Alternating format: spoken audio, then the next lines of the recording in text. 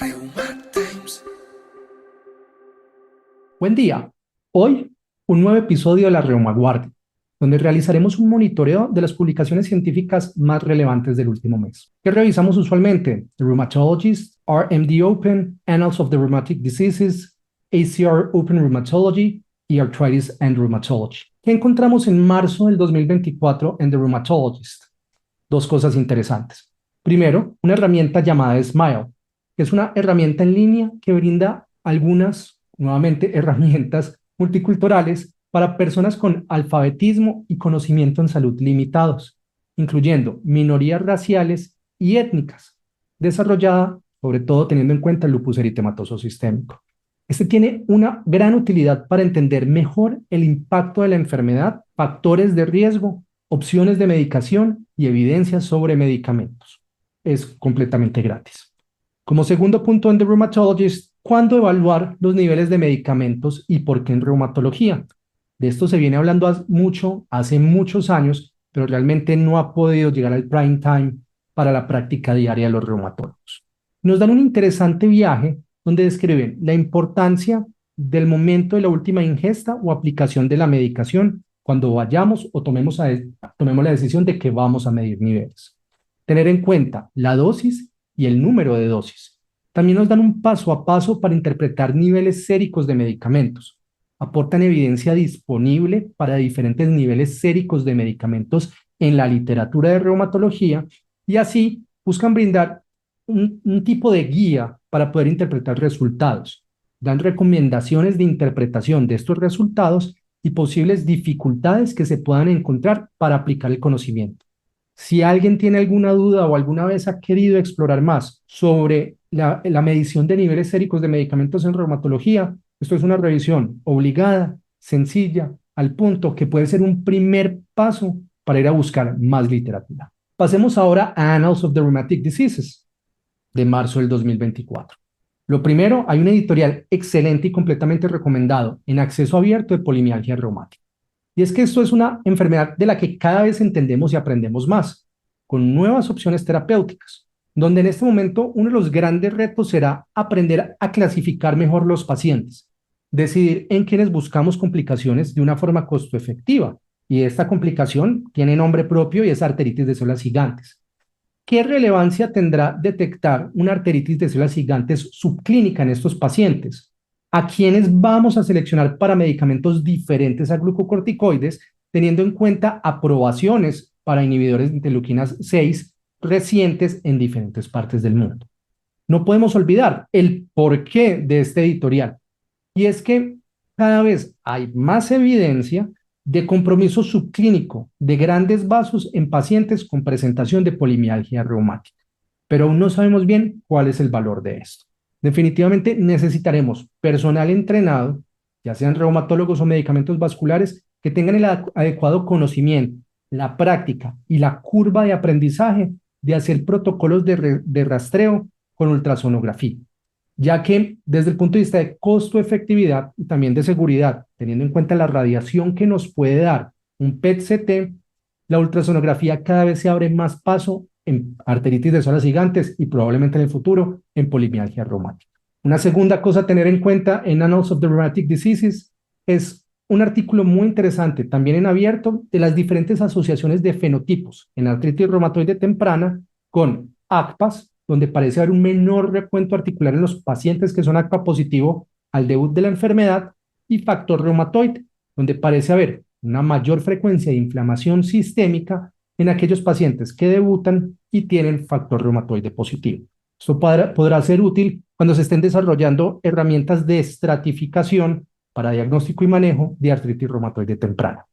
El tercer punto para llevar en cuenta de este journal para marzo del 2024 es un ensayo clínico aleatorizado de mantenimiento de remisión para vasculitis ANCA basado en rituximab, donde compararon la aplicación de rituximab según repoblación de células B versus recaída serológica evaluada por niveles de ANCA en pacientes con vasculitis ANCA en mantenimiento con rituximab, y que encontraron que el grupo de reinfusión según repoblación de células B tenía menos recaídas, pero un mayor número de infusiones y de dosis acumulada de rituximab al finalizar el seguimiento, pero sin diferencia en cuanto a eventos adversos.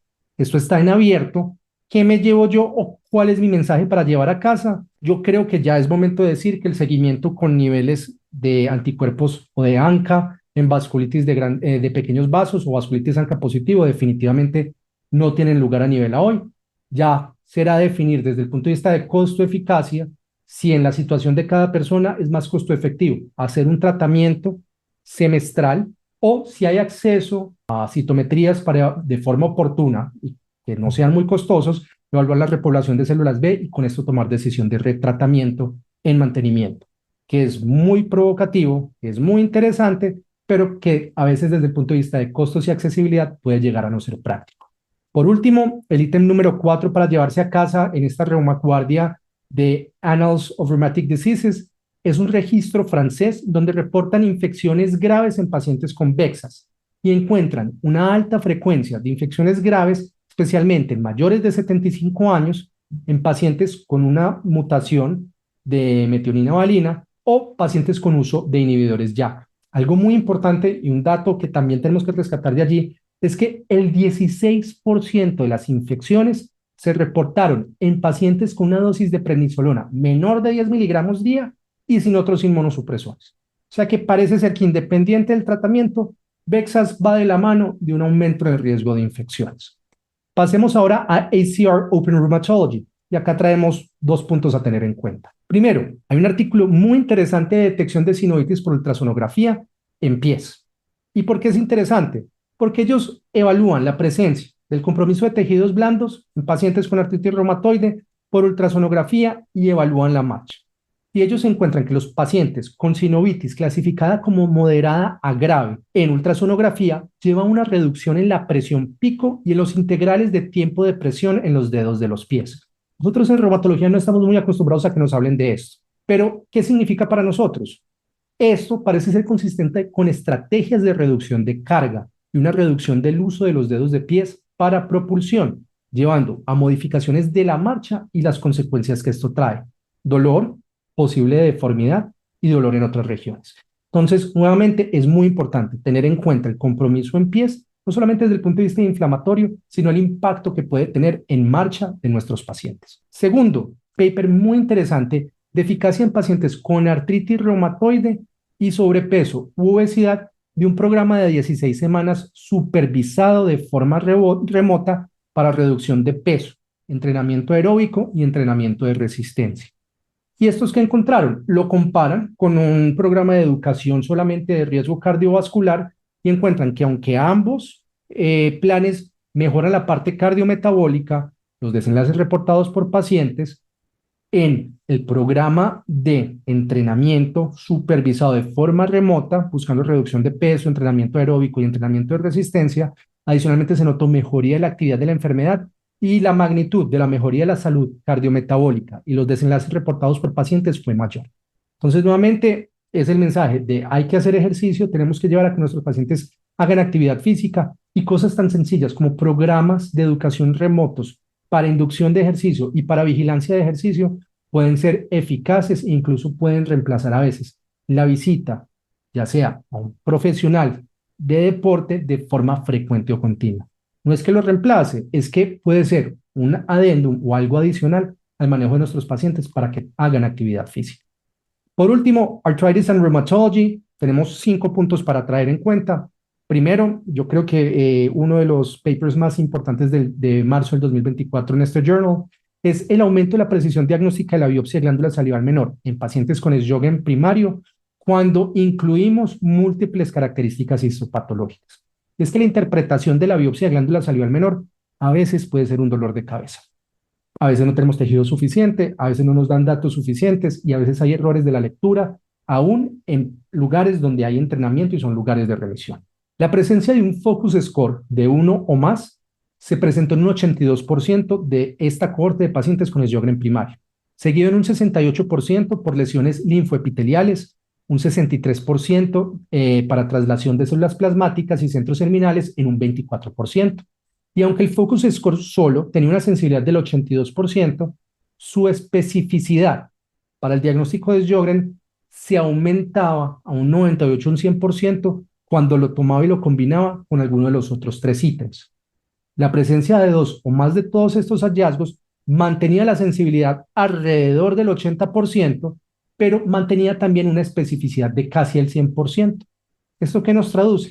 Que aunque el focus score es importante, probablemente en el día a día hay que tener reporte y tener en cuenta las lesiones linfoepiteliales, la traslación de células plasmáticas y la presencia de centros germinales, ya que con estos otros datos podremos aumentar la precisión diagnóstica de las biopsias de glándula salival menor. Segundo, algo chiquitico, hay un paper de mutaciones somáticas de TET2 que pueden aumentar el riesgo tanto de arteritis de células gigantes y un fenotipo asociado a pérdida de visión.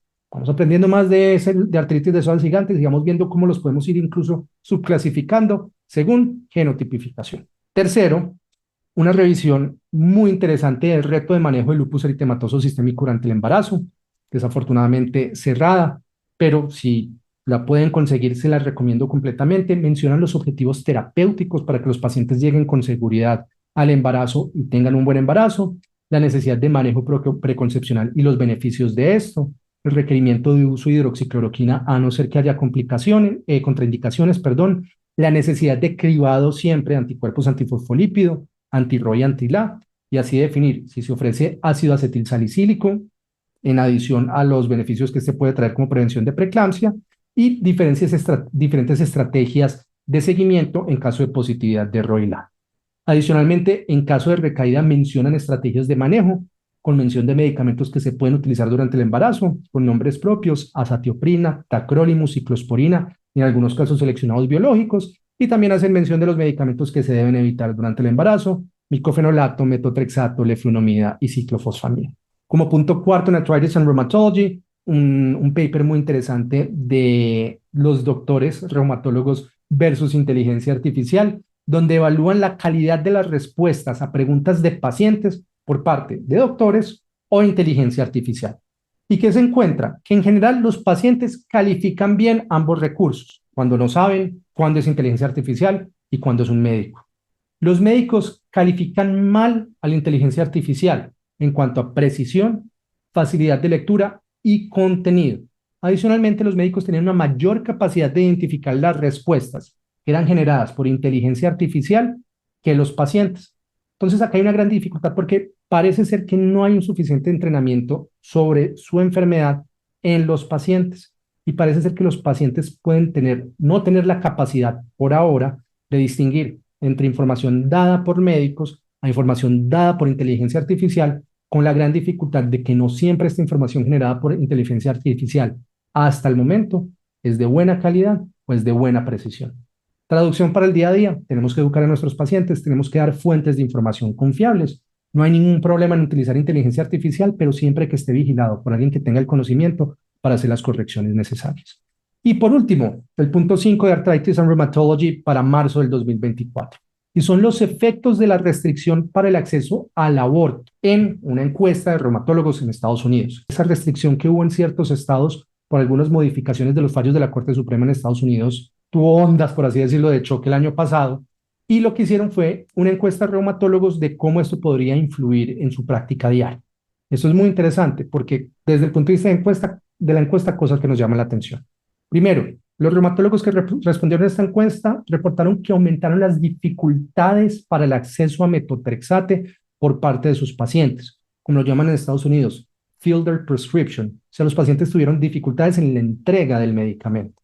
Segundo, los reumatólogos planeaban cambiar su patrón de formulación, tanto de metotrexato y micofenolato, por temor a un posible embarazo y las dificultades que las personas pudieran tener para acceder a un aborto en caso de que esto sucediera.